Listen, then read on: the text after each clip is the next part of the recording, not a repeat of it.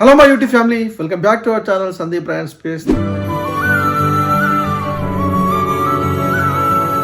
So coming to today's topic, PSW visa అంటే graduate visa ఉందా, 2024 జనవరికి ఉండబోతుందా, ఏమైనా ఎఫెక్ట్ అవుతుందా, జనవరికి ఉంటుందా, అండ్ 2025 సెప్టెంబర్ ఇంటేక్లో ఏమైనా ఎఫెక్ట్ ఉంటుందా, ఎట్లా ఉండబోతుందని నా ఒపీనియన్తో పాటు కొన్ని ఫ్యాక్ట్స్ యాడ్ చేసి చెప్తా. అసలు ఉంటుందా ఉండదా PSW అనేది. Let's go to today's video. So బేసిక్గా PSW వీసా అంటే ఏంటి అంటే పోస్ట్ స్టడీ వర్క్ వీసా, దీని technical name graduate visa. Graduate visa అంటే ఏంటి అంటే ఇక్కడికి 1 year కోర్సులో కానీ 2 years కోర్సులో డిఫరెంట్ కోర్సెస్ పైన చాలా కోర్సెస్ ఉన్నాయి. ఆ కోర్సెస్ పైన ఇక్కడికి వచ్చే వాళ్ళకి కోర్స్ సక్సెస్ఫుల్గా కంప్లీట్ అయితే వాళ్ళు పాస్ అయితే PSW వీసాకి అంటే గ్రాడ్యుయేట్ వీసాకి ఎలిజిబుల్ అవుతారు. అంటే వాళ్ళ కోర్స్ సర్టిఫికేట్ వచ్చిన తర్వాత వాళ్ళు అప్లై చేసుకోవాలి. దీనికి అప్లై చేసుకుంటే వీసా ఫీజు అప్లికేషన్ ప్రాసెస్ అంతా ఉంటుంది. దాని తర్వాత వాళ్ళకి 2 years ఇక్కడ స్టే చేయొచ్చు. 2 years కోర్సులో వస్తే ఆ 2 years కోర్స్ అయిపోయిన తర్వాత మళ్ళీ 2 years చేయొచ్చు. అంటే వేరే స్పాన్సర్షిప్ రాకున్నా కూడా స్టూడెంట్ వీసా పైన వచ్చిన వాళ్ళకు స్టడీ అయిపోయిన తర్వాత 2 years ఇక్కడ వాళ్ళు ఉండొచ్చు అనమాట. సో అట్లా అయితే 2 years కోర్స్ చేసుకుని వస్తే వాళ్ళు ఆ 2 years కోర్స్కి అండ్ 2 years గ్రాడ్యుయేట్ వీసాకి 4 years ఇక్కడ ఉండొచ్చు. 1 year కోర్సులో వస్తే 3 years అట్లా ఉండొచ్చు. సో ఆ 2 yearsలో వాళ్ళు ఇక్కడ జాబ్ చేయొచ్చు, ఫుల్ టైం జాబ్ చేయొచ్చు. సో బెటర్ వాళ్ళకి జాబ్స్ వస్తాయి. లేదంటే ఆ 2 years తర్వాత వాళ్ళు సపోజ్ వేరే జాబ్ చేసినా కూడా ఆ 2 years తర్వాత ఎండ్ ఆఫ్ ద PSW వాళ్ళకి కంపల్సరీ స్పాన్సర్షిప్ రావాలి. స్పాన్సర్షిప్ వస్తలేదు అనుకుంటే they should leave the country. కానీ మినిమం 2 years అయితే ఇక్కడ వాళ్ళు చేసుకోవచ్చు అనమాట. సో ఇది PSW వీసా. సో దానిపైన ఇప్పుడు గవర్నమెంట్ చేంజ్ అయిన తర్వాత ఆబ్వియస్లీ చేంజెస్ అంటే కొన్ని చేంజెస్ వస్తున్నాయి కదా అడ్వైజరీ మైగ్రెంట్స్కి ఆర్ ఇమిగ్రెంట్స్కి ఇక్కడికి వచ్చే వాళ్ళకి. అందుకని సో దీనిపైన ఏం జరుగుతుందని అందరికీ ఇక్కడికి రావాలనుకున్న ఆస్పిరెంట్స్కి అండ్ ఇక్కడికి వచ్చిన వాళ్ళకి ఏమైనా ఎఫెక్ట్ అవుతుందా ఇవన్నీ ఉన్నాయి. మనం అది డిస్కస్ చేద్దాం. సో బేసిక్గా ఏంటి అంటే ఇప్పుడు ఆల్రెడీ జనవరి 2025కి సంబంధించిన అప్లికేషన్స్ ప్రాసెస్ స్టార్ట్ అయినాయి. సో దాంట్లో ఇప్పుడు ఆ రూల్ అనేది ఇంకా అప్లికేబుల్ అవ్వలేదు. అంటే PSW ఎఫెక్ట్ ఏం లేదు. కొన్ని రూల్స్ మిగతా చేంజ్ చేసారు, కొన్ని ఈజీగా అయినాయి, కొన్ని ఫ్యామిలీ వీసా లాంటి వాటికి. సో కొన్ని క్రిటికల్ ఇమిగ్రెంట్స్ తప్పడానికి మిగతా కంట్రీస్ నుంచి వచ్చే వాళ్ళకి ఎఫెక్ట్ అయ్యేది ఎక్కువ ఎఫెక్ట్ అయినాయి. బట్ PSW వీసా మీద ఏ నిర్ణయం తీసుకోలేదు. బట్ ఈ న్యూ ప్రైమ్ మినిస్టర్ ఏం చేశారంటే మ్యాక్ అనే కమిటీకి ఇచ్చి సో దీనివల్ల మనకు బెనిఫిట్ అవుతుందా, దీనివల్ల ఎక్కువ ఇమిగ్రెంట్స్ వస్తున్నారా ఇలా తెలుసుకోమన్నాడు. అదేంటి మ్యాక్ అంటే మైగ్రేషన్ అడ్వైజరీ కమిటీ. ఎవరైతే ఇక్కడ ఇమిగ్రెంట్స్ డిఫరెంట్ వీసా వస్తున్నారో వాళ్ళకి అంటే ఈ స్టూడెంట్ మీద వచ్చే వాళ్ళకి ఈ ఎఫెక్ట్ ఎలా ఉంది, తీసేద్దామా ఉంచుదామని.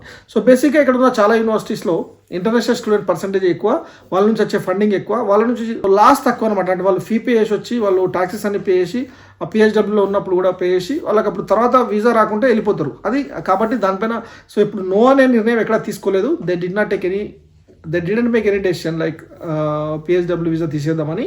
బట్ కొన్ని రూమర్స్ కొంచెం స్ప్రెడ్ అవుతున్నాయి PSW ఉండదు అదని. బట్ 2025 జనవరి అప్లికేషన్స్ వాళ్ళకైతే లేదు. ఏ రూల్ వచ్చినా కూడా ఆ రూల్ ఇంప్లిమెంట్ అయిన తర్వాత అప్లికేషన్ ప్రాసెస్ స్టార్ట్ చేసిన వాళ్ళకే ఉంటుంది. కాబట్టి ఇక్కడున్న వాళ్ళకి సో అసలు ఆ PSW ఒకవేళ తీసేసినా ఇక్కడున్న వాళ్ళకి ప్రాబ్లం లేదు, బట్ తీసేసే ఛాన్సే లేదు.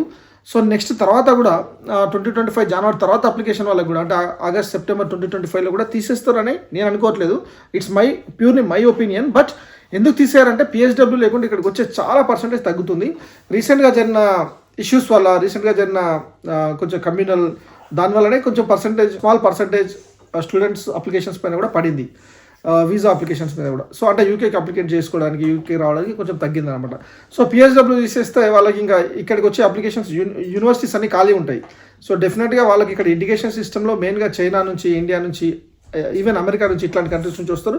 ఎక్కువ మంది చైనా ఏషియన్స్ వస్తారు, దాని తర్వాత యూరోపియన్, జర్మనీ ఇట్లాంటి కంట్రీస్ నుంచి కూడా వస్తారు. సో ఈ PSW తీసేస్తే ఇక్కడికి వచ్చే స్టూడెంట్ అప్లికేషన్స్ తగ్గిపోతే వాళ్ళకి వచ్చే ఒక పర్సెంటేజ్ ఆఫ్ ఫండ్ తగ్గుతుంది అనమాట గవర్నమెంట్కి. సో వాళ్ళు మిగతా బెనిఫిట్స్ ఇవ్వాలంటే కూడా సో ఇక్కడ ఆ ఫైనాన్షియల్ సిస్టమ్ చేయాలి. కాబట్టి PSW తీసేసే ఛాన్స్ లేదు. కానీ మిగతా వీసాస్ స్పాన్సర్షిప్ వీసాస్ తగ్గిస్తున్నారు. స్పాన్సర్షిప్ అంటే tight skilled worker visa sponsorship. ఇక్కడికి వచ్చి మీరు PSWలో ఉండి తర్వాత జాబ్ రావాలి స్పాన్సర్షిప్తో అంటే కొంచెం కష్టమవుతుంది.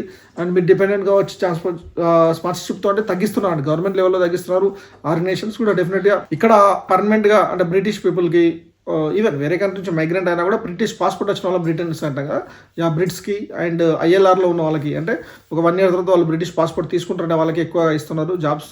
ఈవెన్ స్పాన్సర్షిప్తో అయితే కంపల్సరీ వాళ్ళకు 100% వాళ్ళకి వాళ్ళకి స్పాన్సర్షిప్ అవసరం లేదు కాబట్టి వాళ్ళకి వచ్చే ఛాన్స్ ఉంటుంది. దాని తర్వాత డిపెండెంట్గా వచ్చిన వాళ్ళకి జాబ్స్ ఎక్కువ వచ్చే ఛాన్స్ ఉంటుంది, ఎందుకంటే వాళ్ళకి స్పాన్సర్షిప్ అవసరం లేదు కాబట్టి. So job plus COS certificate of sponsorship రావాలంటే కొంచెం డెఫినెట్గా ఇంకా కొంచెం టఫ్ అవుతుంది.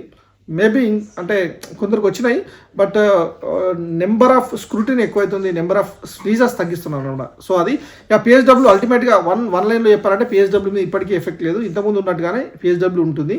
నెక్స్ట్ కూడా ఉంటుందని అనుకుంటున్నా. ఇప్పుడైతే జనవరి 2025 అప్లై చేసుకునే వాళ్ళకు పిహెచ్డబ్ల్యూ ఉంది, పోస్ట్ స్టడీ వర్క్ వీసా ఉంది. సో 2 years మీరు ఇక్కడ ఉండొచ్చు. మీరు సక్సెస్ఫుల్గా కోర్స్ కంప్లీట్ చేసుకొని మీరు ఎక్కడ రూల్స్ వైలేట్ చేయకుంటే, ఎక్కడ రూల్స్ వైలేషన్ ఎక్కువ అవుతుంది అంటే ఎక్కువ రిజెక్ట్ అయ్యే ఛాన్సెస్ ఎక్కువ ఉంటాయి అంటే over time part time work చేయడము, క్యాష్ ఇన్ హ్యాండ్ జాబ్ చేస్తూ వాళ్ళు 20 hours చేయాల్సిన దగ్గర 40 hours చేయడము, 40 hours అంటే హాలిడేస్లో 40 hours చేయాల్సిన టైంలో 60 hours 80 hours ఫుల్ టైం లాగా చేసి క్యాష్ ఇన్ హ్యాండ్ తక్కువ తీసుకొని డిఫరెంట్ షాప్స్లో ఇండస్ట్రీలో పనిచేస్తే డెఫినెట్గా రిజెక్ట్ అయ్యే ఛాన్స్ ఉంటుంది. ఈవెన్ డిపోర్ట్ కూడా చేస్తున్నారని విన్నా నేను 1 or 2 cases.